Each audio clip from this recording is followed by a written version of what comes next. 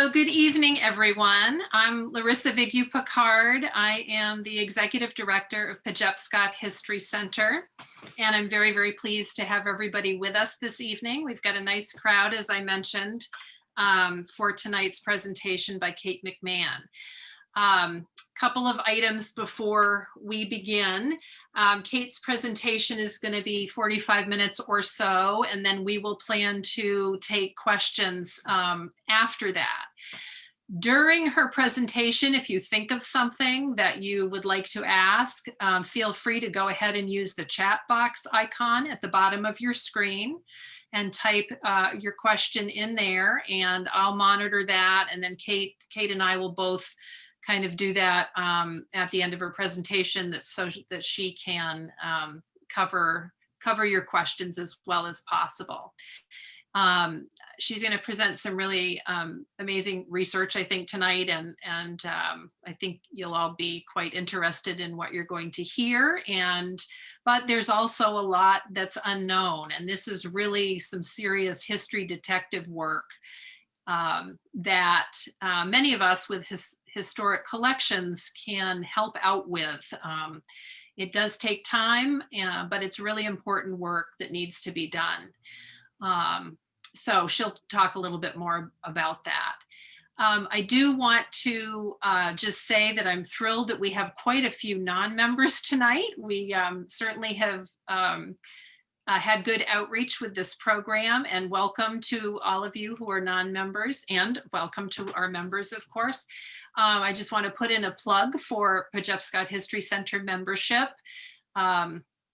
We do, as we did with this one, different prices for programs for members and non-members, and there are a whole series of other benefits that we provide to members as well. I will at some point drop into the chat box the link to the membership page,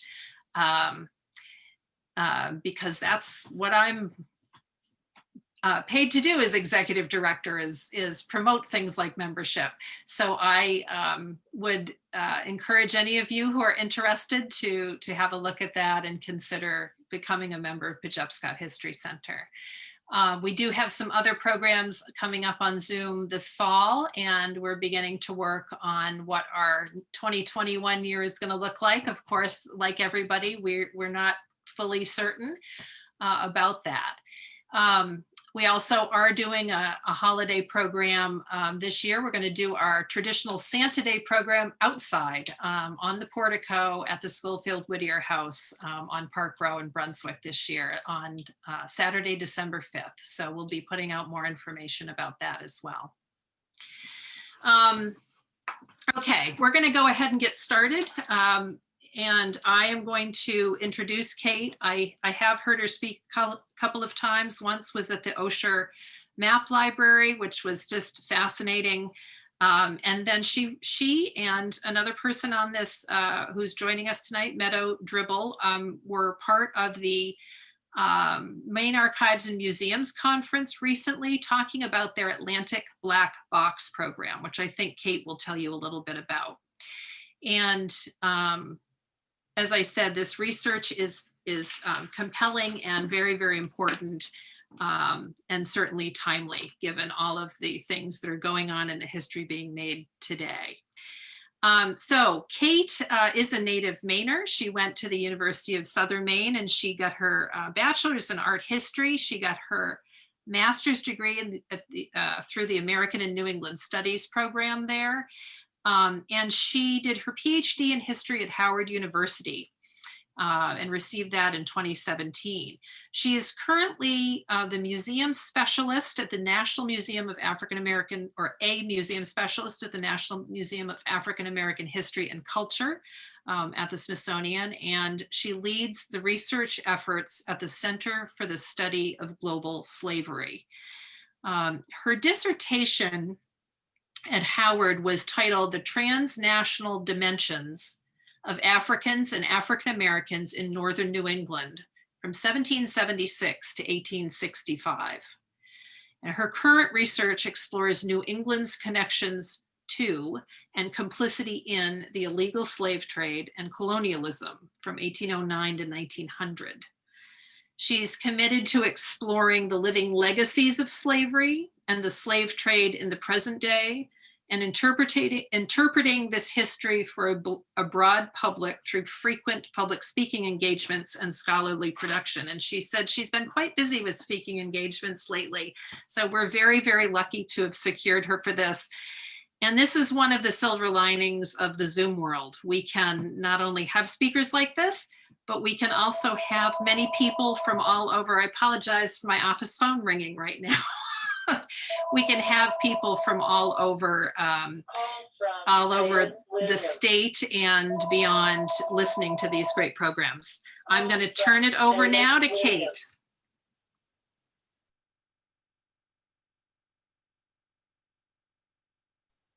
Good evening, everyone, and thank you so much, Larissa, for inviting me today and for having me this evening. I'm going to start off this evening with a quick primer on the global slave trade. And I'm going to play this video in the background while I talk, and I hope you can see it.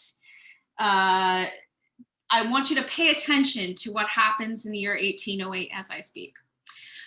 So what do we mean by a global trade that created this world? Slavery touched nearly every continent.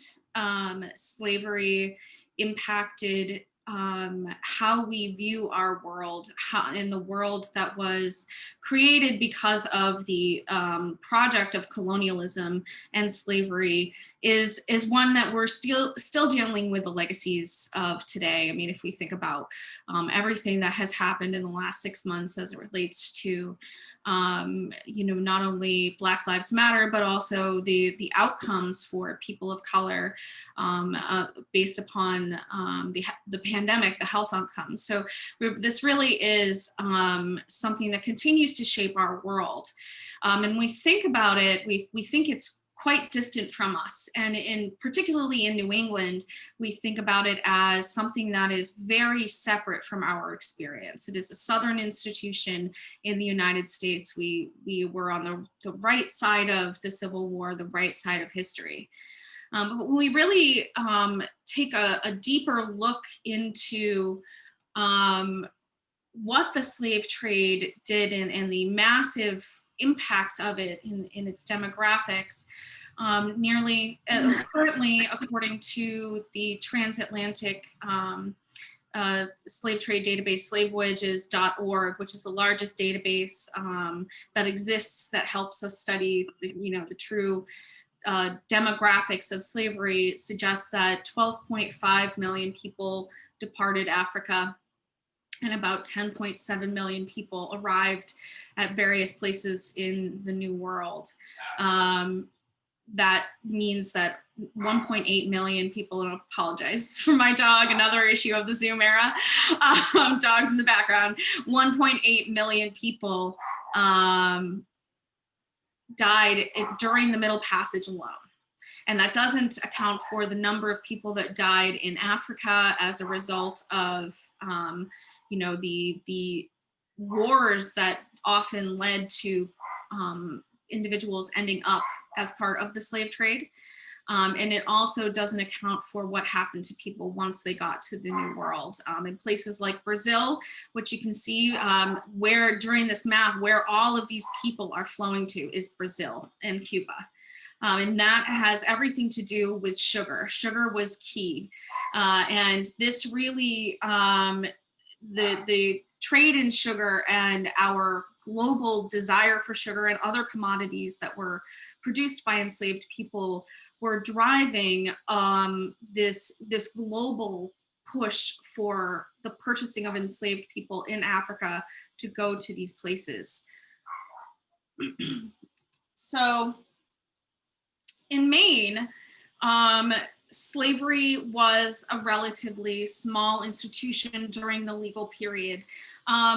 The first enslaved person arrived in the state of Maine definitely by 1663, when a deed from in the town of York from Thomas Bolt gave his son-in-law a, quote, Negro boy named Mingo. end quote. By 1715, there were approximately 2,000 enslaved people in the colony of Massachusetts Bay.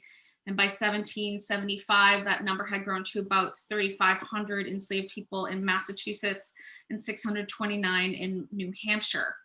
In New York, during the same time period, by comparison, there were about 15,000 enslaved people. So you see that the numbers were relatively smaller given the population and the size of our area. However, that does not mean that slavery was any milder or less horrific than it was in the South. Lorenzo Johnston Green, who wrote probably the earliest scholarly study on African Americans in Northern New England, called The Negro in Colonial New England, which he published in the 1940s, noted that a slaveholder named Nathaniel Crane beat an enslaved woman named Rachel to death in Maine in 1695. Sir William Pepperell, whose probate record, whose will you see in the background of this image, who was the wealthy merchant and son-in-law of a slave trader from Kittery, purchased 5 enslaved people to be brought to Kittery from Antigua in 1719.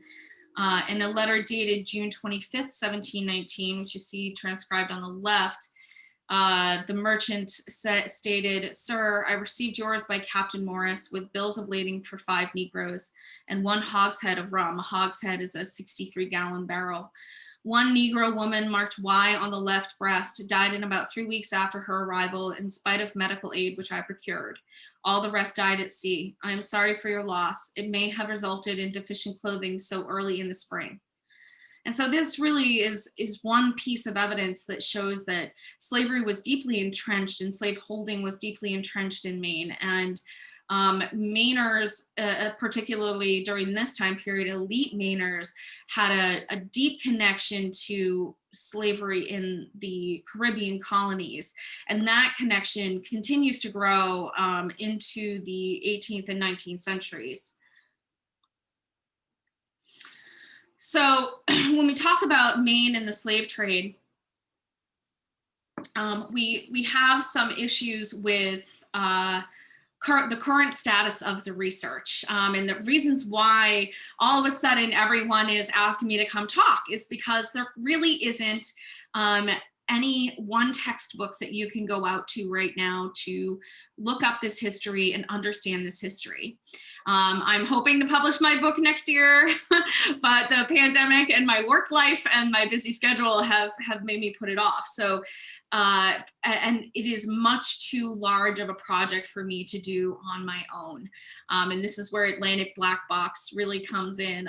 It's a new nonprofit that has been started by my colleague Meadow Dibble, who's on the phone here, that is a collaboration between scholars, historical societies, museums, and everyday people, from seniors in high schools to senior citizens, that are beginning to try to uncover this work together. And we're hoping to create essentially a digital clearinghouse like what exists for slavevoyages.org for New England specifically, so that we can understand all these different levels of connection to the global slave trade. How are the shipbuilders, how are the lumber barons, how are all of these different people benefiting from global slavery, and how does that impact the society that happens in Maine on the back end? Maine is one of the whitest states in the country. So what is that? Why was that I'll get further along in this, but I don't think that was an accident based upon just the depth of involvement by a lot of these people. So, we have a few problems with assessing Maine's role in both the legal and the illegal slave trade. The first is a lack of research. The second is there's a general misunderstanding by a lot of people who are interested in maritime history that there's a distinction between a slave ship and a regular merchant ship. And often, really, and what we'll talk about tonight is that many of these vessels lived multiple lives. And so sometimes they acted as a straight merchant vessel moving cotton between New Orleans and Boston, but sometimes they also carried enslaved people aboard those vessels while they were carrying cotton. And sometimes these vessels were specifically built for the slave trade. Sometimes they ended up in the slave trade because of a sale and because of these other market pressures, which I'll get into a little bit later. So there really is a need to really shift our understanding of that every slave ship was like the Amistad, or every slave ship was this monolithic thing. Really, many of our merchant vessels that we love to think about, we celebrate, acted as slave ships at various points in their career. You know, because of this lack of research, and because of course the underfunding of our cultural institutions in New England, many of which, particularly in Maine, are small historic societies run by all volunteers. A lot of these records have not been digitized, they're not widely available, and without a real concerted effort on the part of a lot of different people, these records are still hidden in the archives. And so we really need to begin to revisit these collectively. And you know, part of this is, of course, my fourth point is that we lack higher possibilities for education in the state of Maine in history, particularly in focusing on history of slavery in New England broadly, which would certainly impact the kinds of research that are done in archives in New England if more graduate students were able to focus on these types of things. So the legal participation in the slave trade ended in 1807 for the Americans. It followed an act in 1808 for the Americans. It followed an act in 1807 by the British to abolish their participation in the slave trade. However, this did not even come close to stopping the slave trade in 1807. And it took decades really for either government to have active attempts at suppressing it through the use of navies and other types of legislation and punishment. So in 1808, the United States made this illegal, and there were some subsequent laws that were passed in 1818, 1819, and then eventually 1820. Because the slave trade was out of control. And actually many of these debates of the Act of 1820, which essentially made American participation in the slave trade piracy, were happening at the same time as the debates over Maine statehood were happening in Congress. And so these things are very tied together. These histories are really parallel. And you know, it also, of course, has a lot to do with westward expansion and, you know, whether or not there were going to be free or slave territories in the West. So, but that didn't really stop Americans. And this has everything to do with the fact that the profits were too great. And the wealth that they could make in the slave economies was too vast. Most involvement by Americans in the illegal slave trade did not take place with them in transporting enslaved people to our country. They primarily were transporting them to other places. So they were engaged in the trade of people from Africa to Cuba, Africa to Brazil, to these various places, predominantly sugar economies. That was the majority of the movement of enslaved people during the 1830s and the 1840s. As we get closer to the 1850s and 60s, coffee and mining and some other types of commodities also become important and encourage other continued traffic to Brazil in particular. And that has everything to do with the mortality rates. I mean, the average life expectancy for a person on a sugar plantation was only 7 years. The average age that a person was brought over from Africa was 15. So if you think about this, a lot of what the human toll that takes to put essentially what we would consider a child by our modern definition into these conditions and expect them to thrive into adulthood.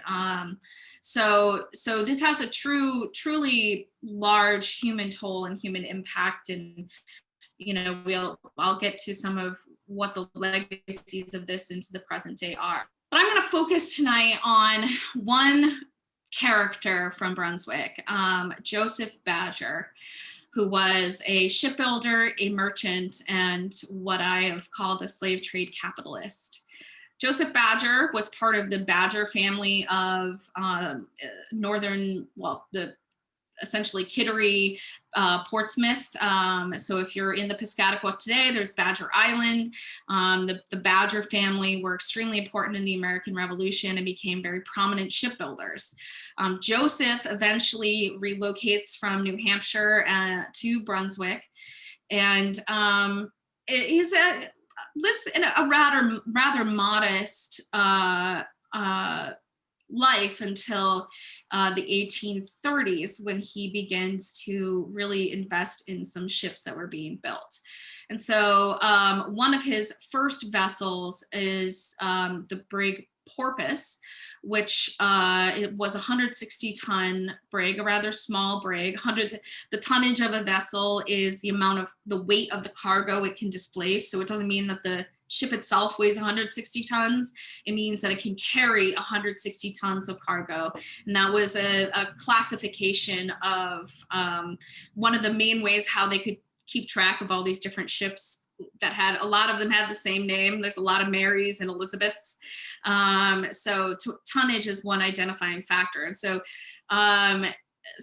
one of these first vessels is the Porpoise. And the Porpoise was a moderately sized vessel, but it was extremely rakish, meaning that it was extremely thin, agile, could turn quickly, was swift, making it a very desired vessel to travel along the coast of the United States in the domestic trade. So essentially, it started off its life moving cotton and other products between the Gulf and ports along the east coast of the United States. So it did a lot of traffic between New Orleans and Baltimore, for example.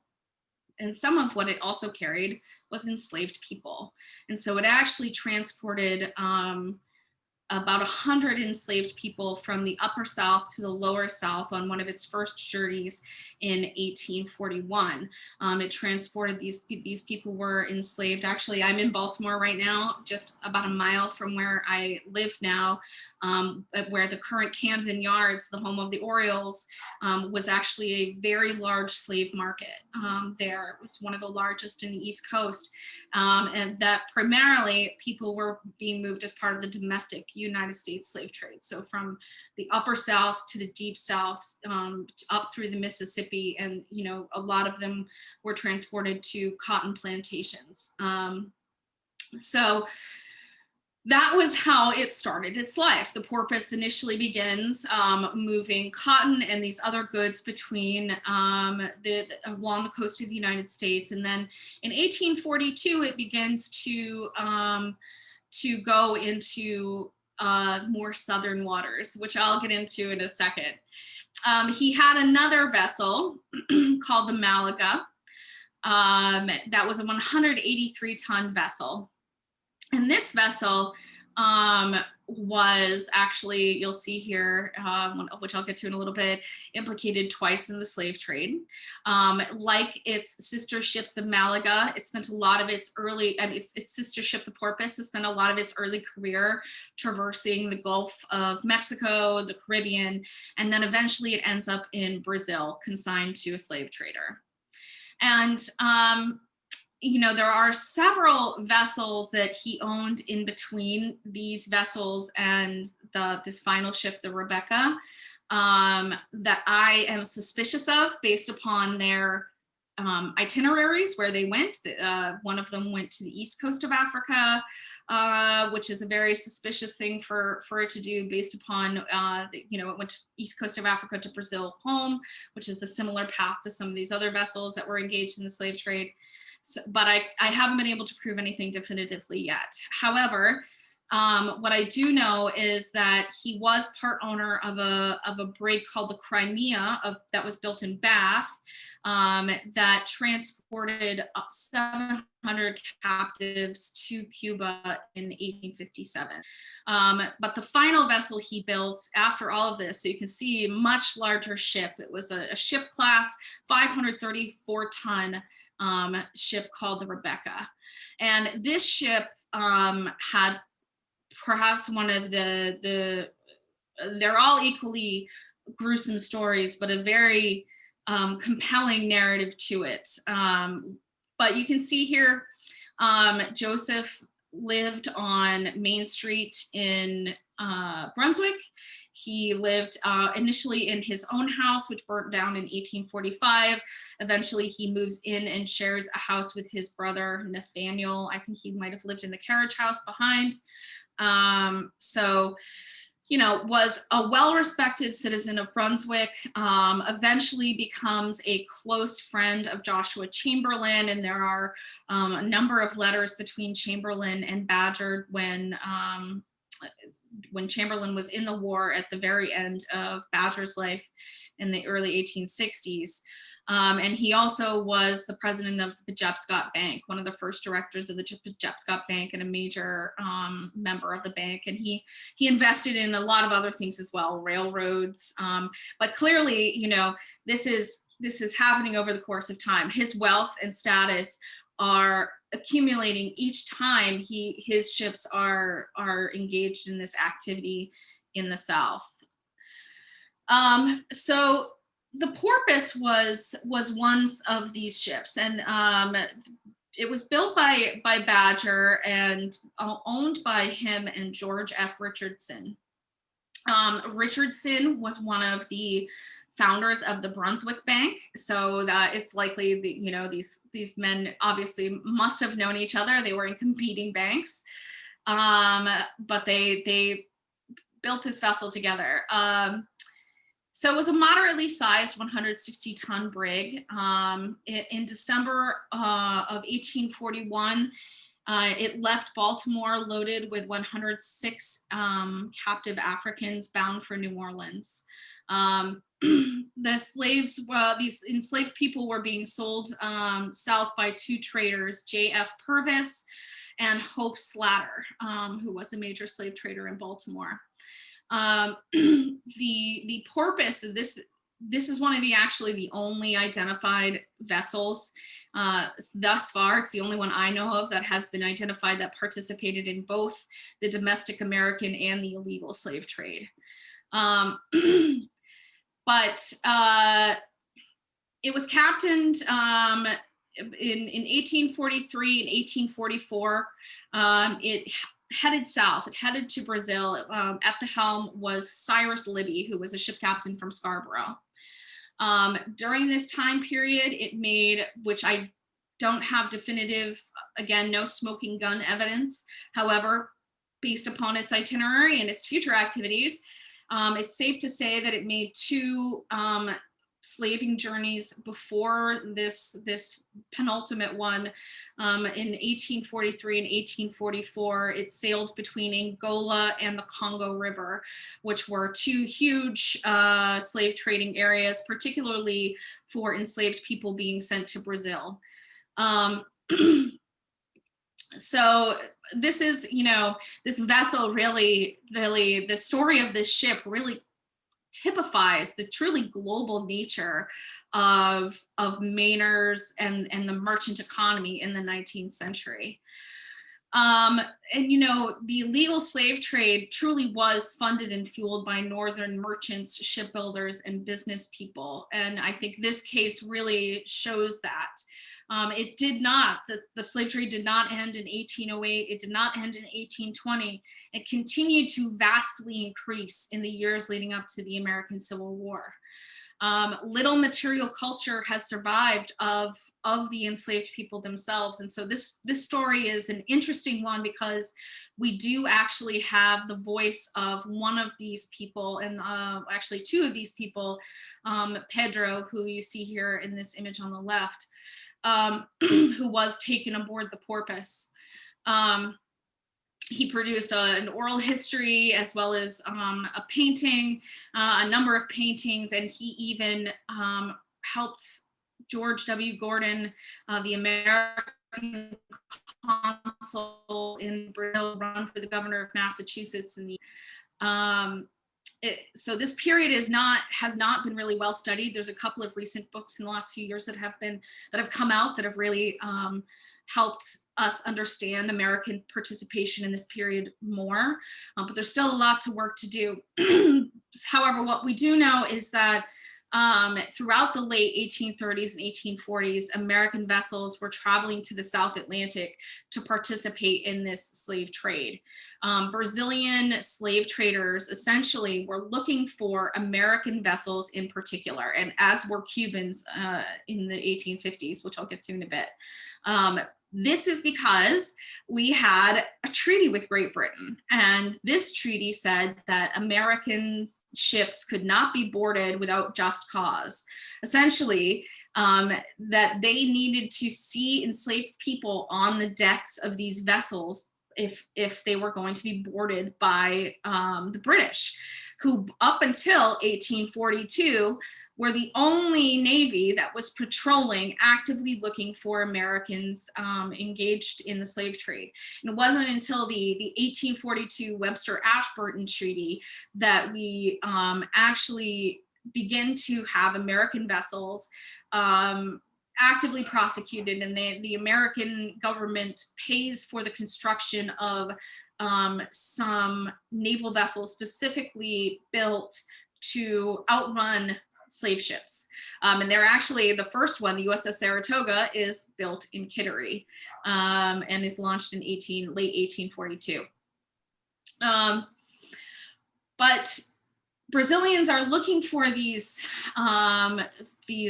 vessels, and one of them that was particularly notorious during this time period was named Manuel Pinto da Fonseca, who was probably the most powerful slave trader in all of Brazil at that time, and certainly the most powerful in Rio de Janeiro. His brother Joaquim had essentially a market on the slave trade to Bahia, which is in the northern part of Brazil. So Fonseca had his own sugar estate and in his own slave auction facility at a place called Ponto da Caju in Paranagua, which is in the interior of near Rio.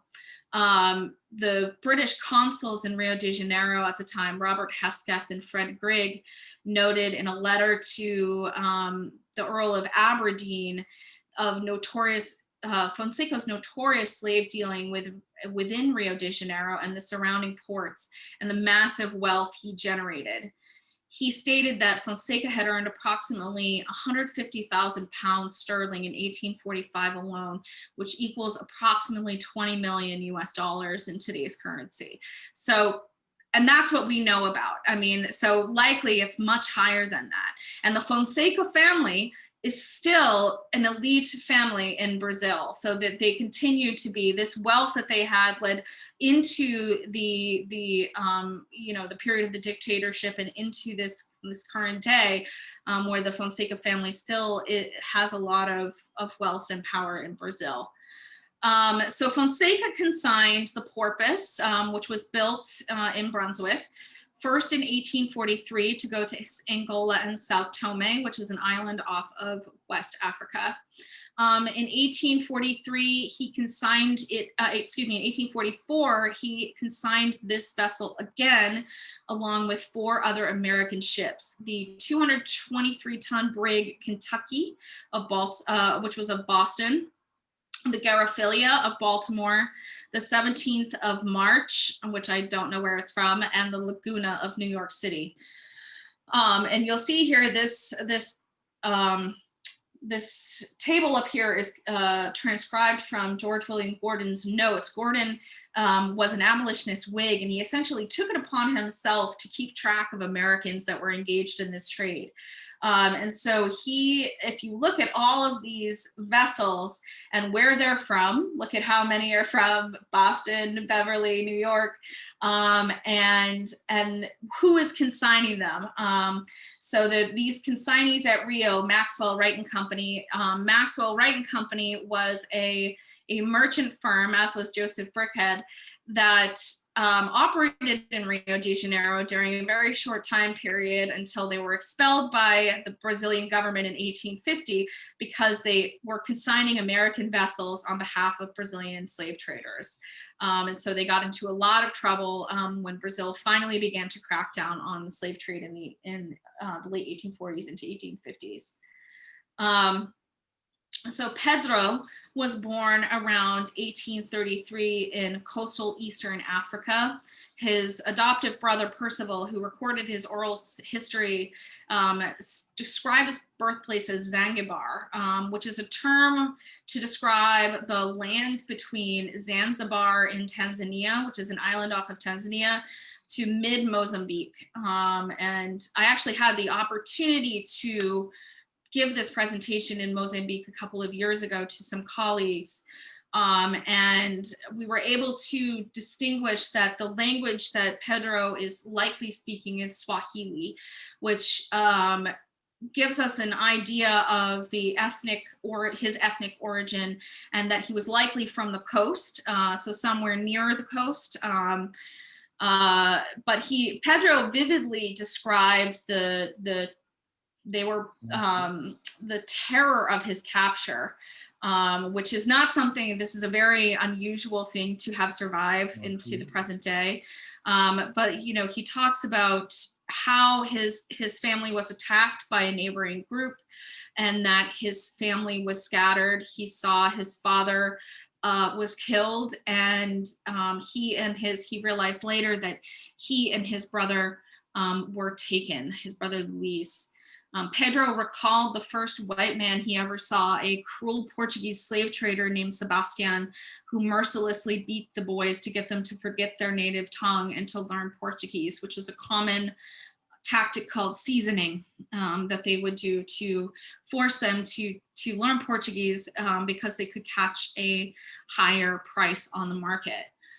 Around the 20th of May, 1844, the Porpoise and the Kentucky. The Porpoise acted as the Kentucky was a much larger vessel, and the Porpoise was much swifter. So it acted as essentially a pilot ship for the Kentucky. It was looking out for British and American naval vessels that were patrolling the waters there, trying to catch people slave trading. So around the 20th of May, 1844, they land on Inyaka Island, which is off of the coast of Maputo, modern day Maputo, in Delagua Bay. And there, Fonseca and the other Brazilian slave traders met with, quote, a Negro king who kept a depot of blacks for slaves, sent down to him from Lourenço Marques, which is a city further north in Mozambique. Two of these people were Pedro and his brother Luis, who were captured somewhere on the coast and were held in this Portuguese-controlled slave factory. It's essentially what it's called. And eventually sold to Fonseca. George Gordon's records describe Pedro and his brother as being purchased from a slave dealer named Manuel Henrique by the Brazilian supercargo, who essentially is he acts as kind of like a overall master of all of the vessels. A man named Paulo Rodriguez for 5 gold doubloons on Inyaka Island. So the Porpoise and the Kentucky traveled up and down the coast of Mozambique for months, trying to buy enough people so that Fonseca would deem the trip profitable. The Porpoise was smaller, could easily navigate the riverine areas. It could sail much further up the rivers than the Kentucky could. And a lot of the trading posts that they would buy enslaved people at were in these interior river inlets. So Peter Johnson, who was a free black cook aboard the Kentucky, noted that the Porpoise would light a blue signal if all was clear. So it would keep an eye out and let them know ahead of time if there was no British. During the day, they would hide in the rivers waiting for British naval vessels to pass by so they could find more captives to purchase. By September 15th, 1844, the ships, which were now months past the crewman's contracted date, were assumed lost actually by their owners and by everyone. And the crew was growing restless. They were not happy with their situation, being stuck on the coast of Africa for months. So Peter Johnson, who was from Kingston, New York, described the moment when Pedro and Louise were put onto different ships for the journey from Mozambique to Brazil. Pedro stayed aboard the Porpoise, and he was actually purchased to be the personal captive of Manuel Fonseca. And Luis, his brother, was traveled aboard the Garfilia. And this is a quote: Captain Lorenz came aboard the Porpoise at Lorenzo Marquez with Captain Paulo, Mr. Vieira, and a Negro boy named Pedro, and also another Negro boy who went into the Porpoise to Inyaka, and there was put on board a vessel called Garfilia, then lying in a river, hid for fear of the English. The boy was brother to Pedro and looked much like him, and both boys cried a good deal when they parted. You know, these kinds of documents really bring to light the humanity of the people here, that these aren't just numberless people, they were people with families and lives. During this time period when they began to leave the coast of Mozambique, they were in the Mozambique Channel between Madagascar and the Mozambican coastline, and there was a severe revolt aboard the vessel. The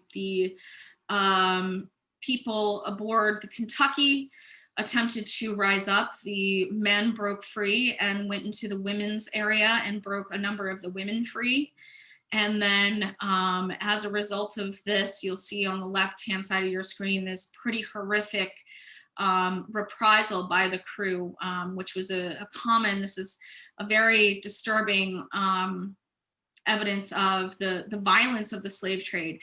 And, you know, we think about the fact that, oh, these were New Englanders aboard the vessels. These were New Englanders aboard these vessels. Yes, there were Brazilians there. And in the documents, you would think that the American crew did nothing bad, but truly they were there for months. So this was a pretty horrific incident. So the ships landed in Cabo Frio, Brazil, which I have a map here, is to the extreme east. So it's one of the first places that really they would land. Cabo Frio is extremely dangerous to land in. It is rocky, tumultuous oceans, tons of shipwrecks. And the reason why they would land there, they only landed there during the period of the illegal slave trade, and they only landed there because the British had severely wrecked a ship there in the 1830s and didn't dare, tracing a slaver with a lot of silver on board, and they didn't dare get too close to Cabo Frio again. And so the slavers would use this area as a place to disembark people, and then from there they would be put on smaller vessels or marched overland to be sold. So they landed November 16th, 1844. They sold their cargoes except for 3 boys, Pedro, Luis, and a boy from Quiamania named Guillermo. Fonseca probably auctioned the vast majority of the enslaved people himself at his facility in Ponto da Caju. Gordon had been keeping track of these ships. He'd been waiting for them. They were presumed lost, remember? He knew that Fonseca obviously was a slave trader. And he also knew that there were a lot of these American vessels participating, and these ships had extremely high mortality rates. They transported a lot of death and disease with them. They came back with yellow fever, malaria, all of these different things, and there were routinely outbreaks in Brazil's cities of these different diseases.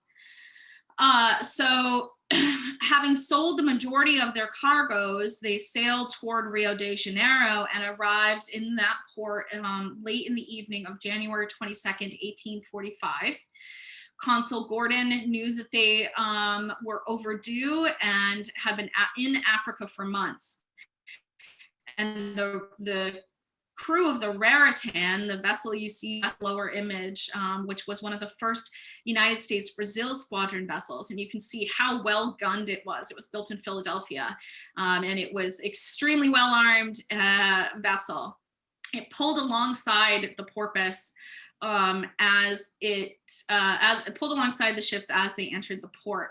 And Peter Johnson, who was the free black cook aboard the Porpoise, threw a rock with a note tied to it aboard the Raritan that 3 enslaved boys were hidden on board. And it's such a dramatic scene, you can kind of picture it. The vessel was searched and the boys were found. The crew of the Raritan seized Captain Libby of Scarborough and the rest of the brig's crew, including some Brazilian citizens, which is a key point as to why this goes totally sideways. They tried to seize all of the gold on board, which was estimated to be tens of thousands of pounds worth. Unfortunately, what followed nearly sent the United States and Brazil to war. There was an armed standoff. This caused Gordon to lose his job.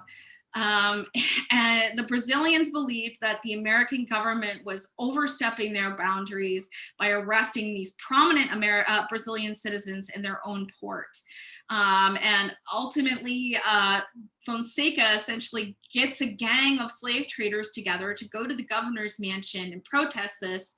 And Tyler, who Gordon and Henry Wise, who was the minister plenipotentiary in Brazil, were seriously admonished by John C. Calhoun, who was Secretary of State under John Tyler, who of course is a slaveholder and staunch Southerner. The administration felt that Gordon and Wise had been too forceful in their prosecution of the Brazilians. However, they did permit them to arrest Captain Libby. And so Libby was sent back to Boston, sent back to Maine rather, and accompanying him were Pedro and Guillermo. And the 3 boys all were deposed by Gordon. Fonseca and Libby insisted that the boys were given their freedom during the Middle Passage. However, in their depositions, Pedro and Guillermo said in no uncertain terms that they were enslaved, that they were never given their freedom, that they were treated as slaves aboard the vessel, and that there really wasn't any, there was no question as to what their freedom was. So later in his life, unfortunately, eventually Libby is initially convicted. However, he is acquitted upon appeal in 1855. But Pedro and his is adopted actually by Virgil Paris, of Paris, Maine, who was the United States Marshal for the state of Maine, and he eventually becomes part of the Paris family. And so in this image here, you can see the far right little vignette. That image, that is the Portland Observatory. So the little high point you see there is the Portland Observatory.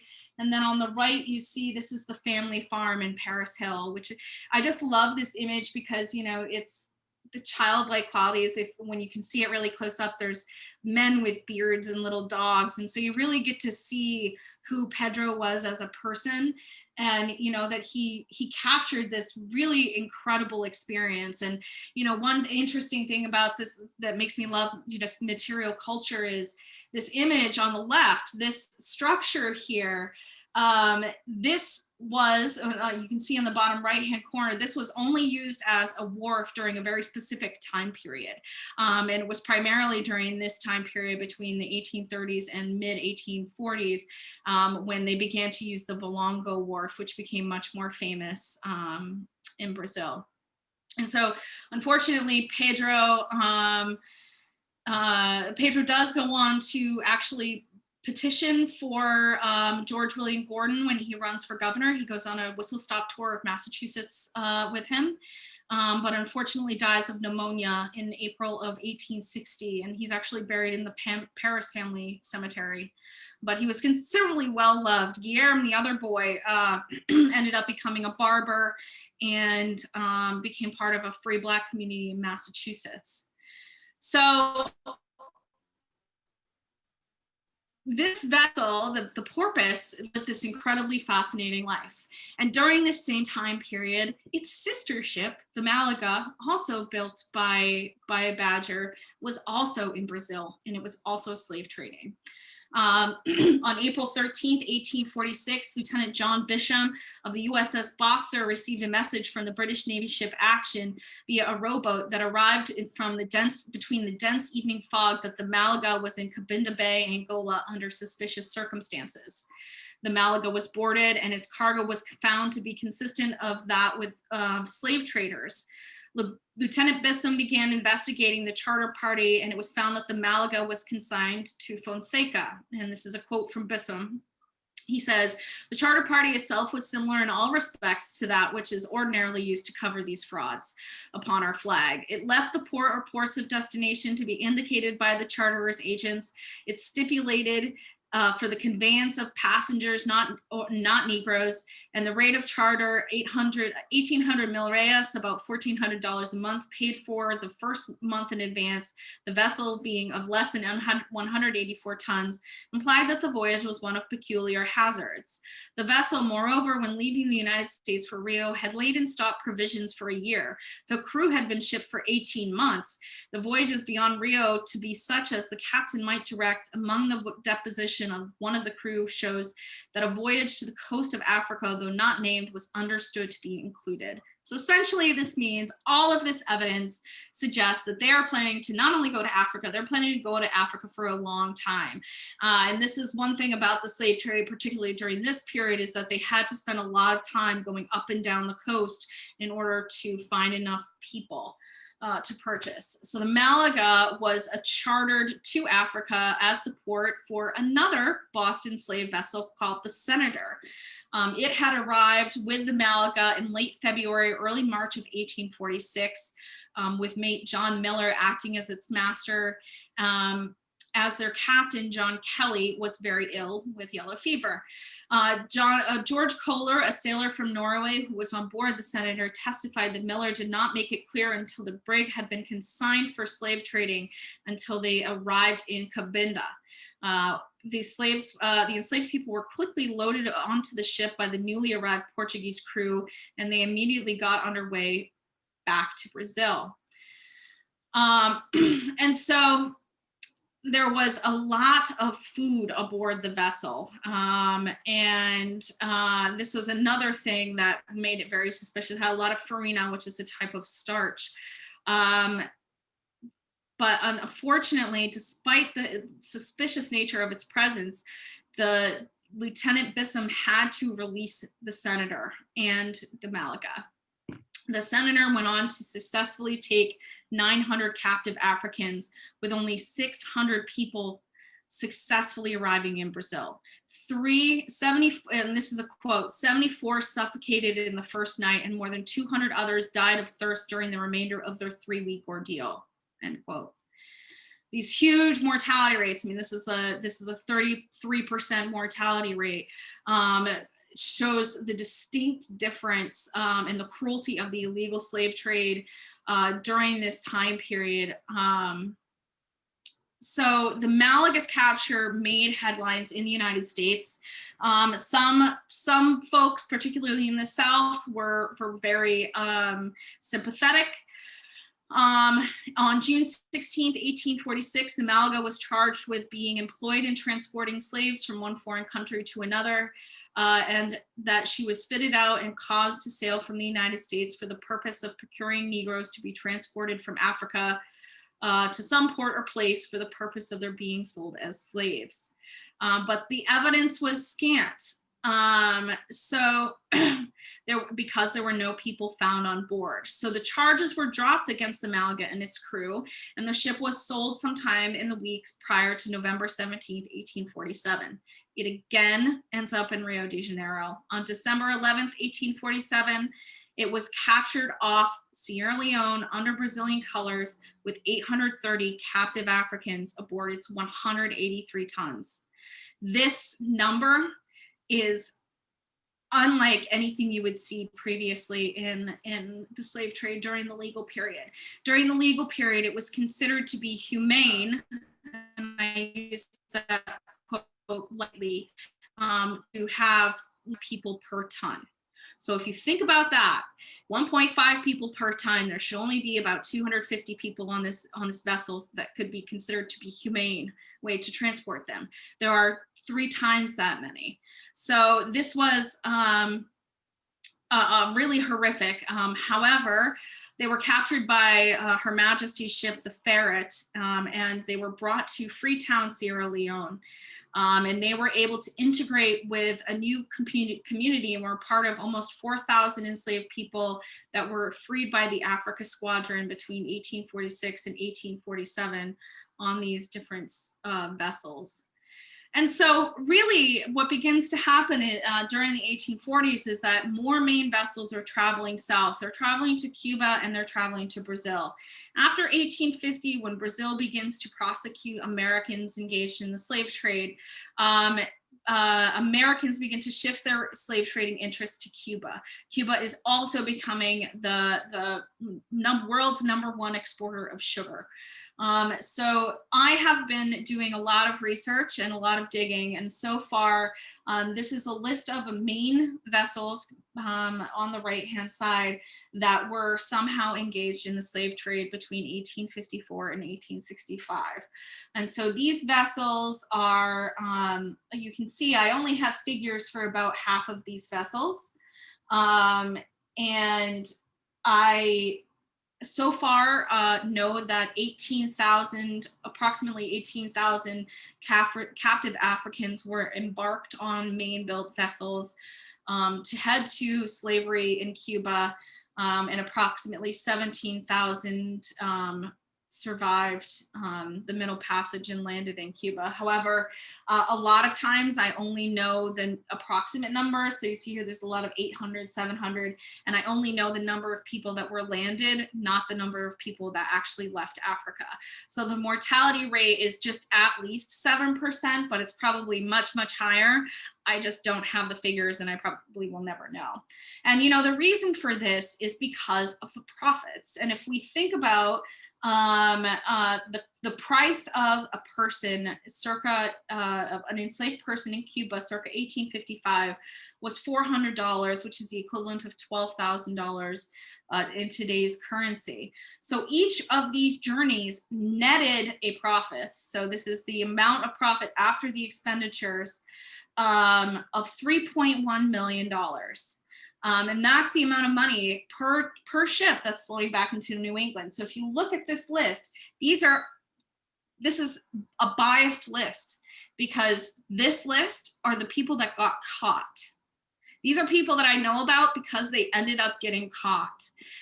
We will never know the true scope of this because so many people did not get caught. I mean, we wouldn't have this many people that got caught if there wasn't a whole iceberg of people underneath that didn't get caught. And so the estimated value, New York Times estimated in 1857 that the slave fleet of New England was worth at least $11 million in that currency, which is about $332 million today. But that figure is likely much too small because, again, they only knew about the tip of the iceberg. So the Rebecca, Badger's largest ship, was one such vessel that ends up in Cuba. So it's built in 1854. It's 534 tons. It's a ship class. It's larger, it can handle more cargo, and it almost immediately ends up in the Cuban trade. And I am not sure whether its activities, when it was part of the Cuban trade, it was being captained by a Schofield. I'm not exactly sure which Schofield it was and whether those were legitimate trade journeys. But in 1859, it was being captained by a man named Carter, who was essentially hired by the American Colonization Society to transport 41 people that were part of the estate of a slaveholder in Georgia, I think, that had passed away, that were manumitted upon his death. And essentially, these people, even if these people did not decide to go to Liberia. And that's something another dimension of this that we need to understand. There's a lot of American Colonization Society activity by American ships, by New England ships and by Maine ships. And Maine Colonization Society actually built a ship to bring free African Americans back to Africa, whether they wanted to go or not. So this is something for us to all chew on as we think about these other histories. But they were consigned to transport these people to Liberia. And when they were off of when they were in New Orleans, the ship's doctor essentially heard that the captain was, instead of taking them to Liberia, planning on sailing directly to Cuba to sell them in Cuba. And this is something that actually does happen during the American Civil War. Hear you. This is something that happens during the American Civil War as well. Wonderful. He'll be slaveholders in the South. They sell, many of them do sell their enslaved people to Cuba in the early years of the American Civil War. And so these folks were supposed to go to Liberia, and the ship's doctor essentially protested that these people should go to Liberia and be freed. However, what they end up doing is they go to Liberia, and they do bring these folks to Freetown, and they are registered as having arrived in Liberia. However, they sail down the coast of Liberia following this and purchase hundreds of enslaved people. And you see here on the left-hand side, old slaves exchanged for new ones. The ship Rebecca, a new fast-sailing Baltimore clipper of 500 tons. Baltimore clipper doesn't mean it was built in Baltimore. It means the style of ship. Commanded by Captain Carter, chartered by the American Colonization Society from New Orleans, arrived at Monrovia on the 2nd of July with 42 immigrants from the estate of late McDonough. The suspicions of our citizens were somewhat aroused from several circumstances which took place while the ship was in port in reference to the character of the vessel and her ultimate destination. The report that the ship had on board all necessary fixtures to accommodate a full cargo of slaves, and so we're not much surprised to learn today from good authority that the Rebecca sailed from the southwest coast for the United States a few weeks ago with a full cargo of slaves. And you see here the ship Rebecca, 534 tons, cleared from New Orleans by the same firm as above, which is a Spanish firm, owned by Spaniards at Cienfuegos, and landed about 400 slaves, vessel destroyed. And in the 1850s, this is what happens to many of these New England slave ships. They are immediately disposable. And so there's a graveyard off of the coast of Cuba of these slave trading vessels that were intentionally sunk. Of that list I showed you before, about half of those vessels were intentionally sunk off of Cuba after they landed. And essentially, why wouldn't they? The cost of the ship had already been recovered. The cost of that, they still made millions of dollars, and nobody suffered any consequences. Joseph Badger becomes a good friend of Joshua Chamberlain, is a well-respected citizen, has wealth, and dies in 1863. So really, this is a compelling chapter of our history that I think it would be important for us to really begin to dig more deeply into this history going forward, and for all of us to understand how this in turn shaped the society of Northern New England. And one thing I've been arguing lately is that while we weren't a slave society like the South, we had our own form of a slave society in New England. We had our own slave trading society of these elite people who had wealth and status. And so that's all. I guess I'm open up for questions about anything. If you feel free to unmute yourself or. Thank you very much, Kate. I appreciate that. It was really just, I've heard you talk about that part of that story before, and it's just boggles my mind every time I hear it. We've got a couple things in the chat box right now. Was Hope Slatter a woman? I assume not, but the name intrigued me. No, Hope Slatter was a man. However, there were female slave traders. Actually, there was a woman who was operating at the same time named Jane Watson in the 1850s, who was a notorious slave trader between Texas and Cuba. So it wasn't unheard of. And then we've got another question here. How directly would shipbuilders and owners like Badger be involved in their ships' itineraries? So Badger was a major owner in the ships that he built still. So the owners really did decide where the vessels went. There were obviously a lot of vessels were owned by many people. They had someone might own like a share of a vessel or 2 shares of a vessel. It was a good way to invest and make money back then. But the major owners really had a true stake in where it went. The shipbuilders, probably not. I mean, they sometimes there is some evidence, some growing evidence that some of these vessels were specifically built and intended to be in the slave trade. There's a small group of vessels from Robbinston, Maine, if anyone knows where that is. It's up near Lubec. That the only thing they do is slave trade. And there's a small group of them, which is suspicious for such a small community. But the shipbuilders, it's interesting because the shipbuilding economy, of course, is being directly impacted by the slave trade, because the slave trade is such a major part of the maritime economy. So, this desire for faster ships is coming down to the shipbuilders, of course, these rakish, easy to navigate vessels. And so, the shipyards are impacted by this. In some are directly impacted by it, others are indirectly impacted.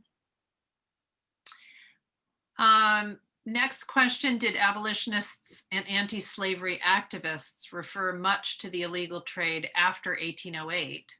The discussions that we Yes, have to there is significant, if you look at particularly the Black newspapers like, Frederick Douglass's newspapers, there's significant discussion of it in anti-slavery and abolitionist texts.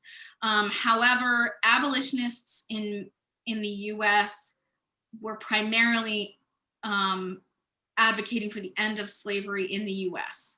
So a lot of like the larger anti-slavery societies were really more interested in the end of slavery in the United States itself. However, they frequently called out the hypocrisy of New Englanders and these others engaging in this these two things that were directly contradictory to each other. So you have a lot of people being pro-abolition in the United States, but engaged in slave trading in other ways or directly benefiting from the slave economies.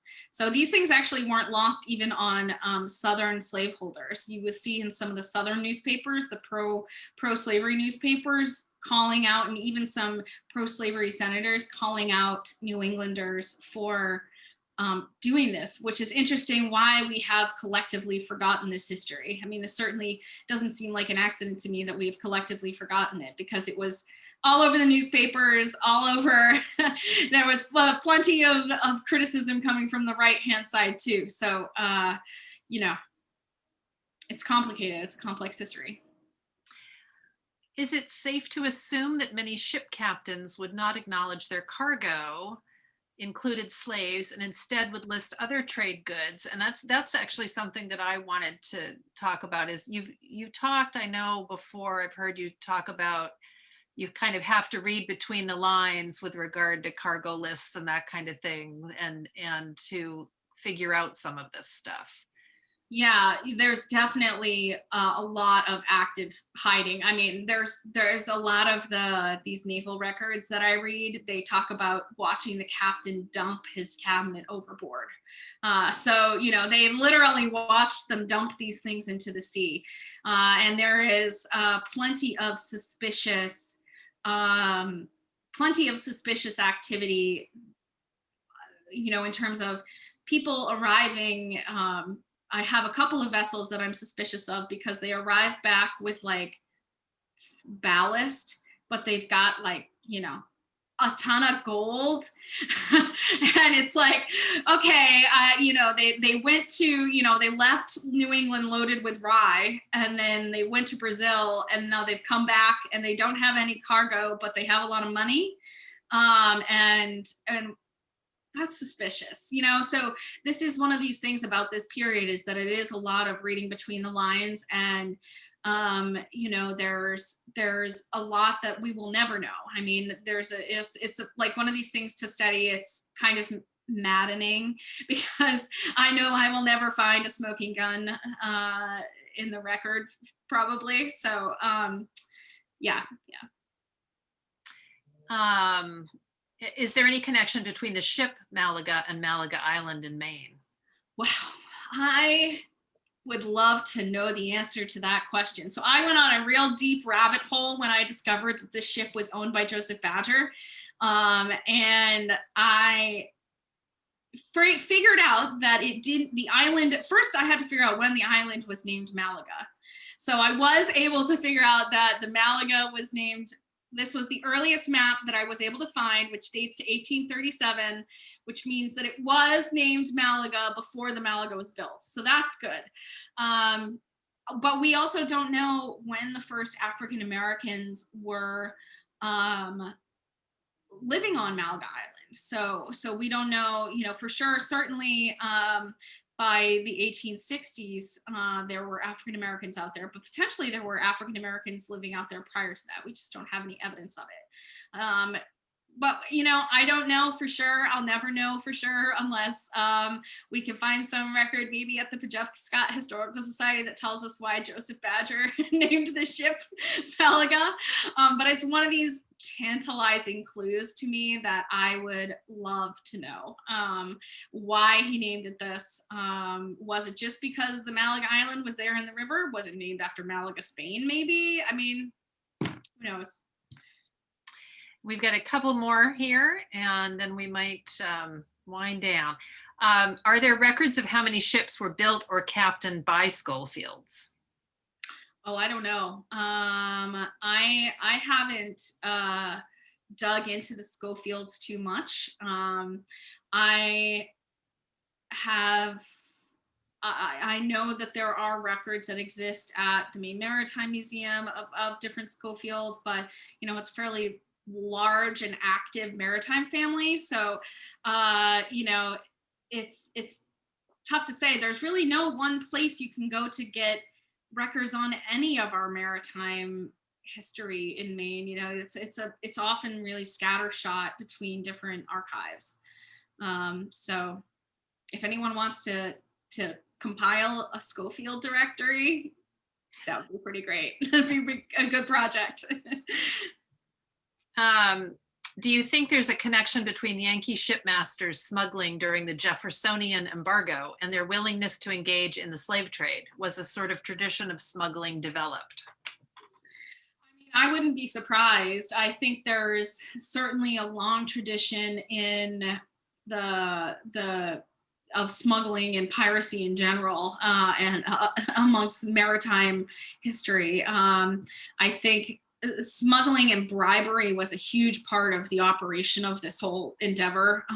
You know, they had to take bribes with them to Africa to bribe the local leaders there. They had to take bribes to Brazil. Many in New York, none of these vessels really passed through New York, which I didn't get into, but New York was one of the major places that these vessels left out of.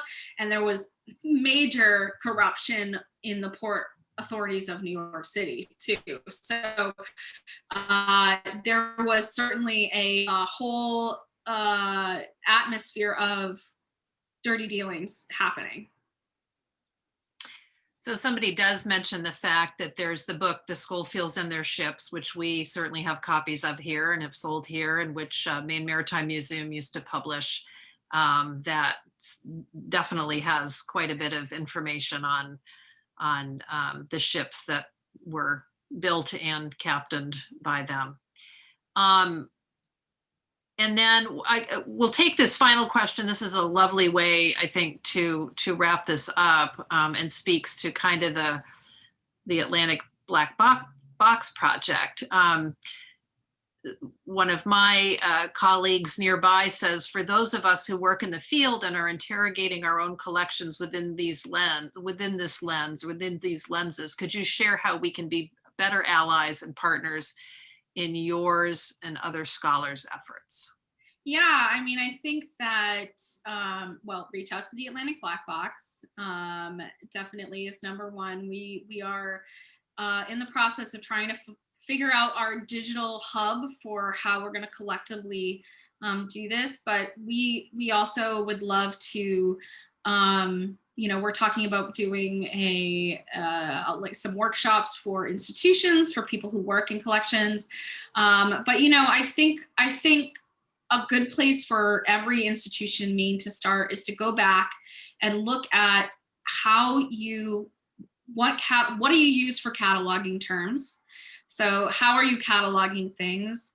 There's some really good stuff out there for decolonizing your museum catalogs. There's a lot of different you know, possibilities for engaging with student groups. Particularly now, there's a lot of teachers that are looking for digital projects to engage their classrooms with. So, you know, I think partnering with local school groups as one way to quickly get things digitized and accessible. And, you know, I mean, sharing what you find is the biggest thing. And, you know, one thing we have on the Atlantic Black Box website is a blog where we've got a bunch of different cultural institutions that are submitting what they find, and it's really interesting. And, you know, some folks are further along in the process than others, but there's some really incredible things that just in the past 6 months or so that have been generated by you know, our colleagues in cultural institutions in Maine going back and just looking again and looking again, and you find stuff. And I think it's important now that this is all on our minds, that we go back and really look again at what we have and just sort of reassess and you know, help. This will help, you know, in a lot of ways. It helps the cultural institution stay relevant in the 21st century. It helps young people get engaged in history and learning how to steward this into the next generation. So That's great. And I want to thank you, Kate, again for sharing all your research and experience and this incredible ongoing project with everybody. And thank those of you who posted questions. And I do encourage you to check out the Atlantic Black Box. It's pretty amazing project. So thank you so much. It's been a great group of folks tonight, and I'm sorry we couldn't have more sort of verbal questions and that kind of conversation, but it was kind of a big group. So thank you again, and we will see you later. Thanks, Kate. thank you.